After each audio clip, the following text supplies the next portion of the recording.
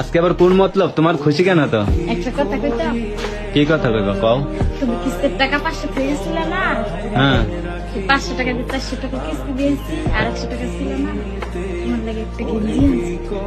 আমার জন্য গেঞ্জি আনছো? হ্যাঁ, 120 টাকা নিছে না, 20 টাকা বাকি পেয়েছে আর 100 টাকা দিয়েছে। 20 টাকা তুমি যদি উঠতে যাইবা না? হ্যাঁ দিয়ে তুমি 100 টাকাতে আমার গেঞ্জি কিনছো তা বিকেলে মাছ কিনা যেত না? মাঝে কাটতে না খাইলে কি হবে? হ্যাঁ মাঝে কাটতে না খাইলে কি হবে? কিছু হবো না। না, তুমি গেঞ্জি কিনে আনছো? খাই দাও তো।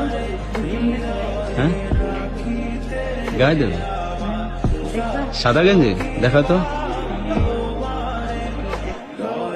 আচ্ছা ভালো লাগছে তোমার?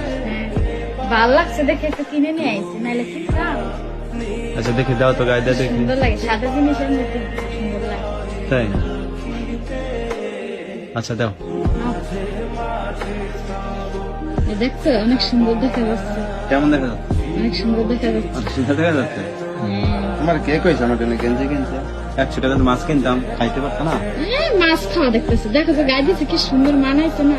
এটাই তোমার হাসিটা আরো বেশি সুন্দর হয়েছে।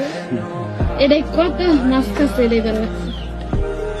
যাক তোমার তো একটা বুদ্ধি হয়েছে, তারপরে কিন্তু তুমি এই কাজটা ভালো করো নাই বুঝছো? কি ভালো করে নাই? অভাবের সময় এরকম গেঞ্জি কিনছো। হ্যাঁ? তুমি সবসময় জন্য শার্ট গায়ে দাও, এর লেগে তো একটা গেঞ্জি কিনে নিয়ে আসলাম।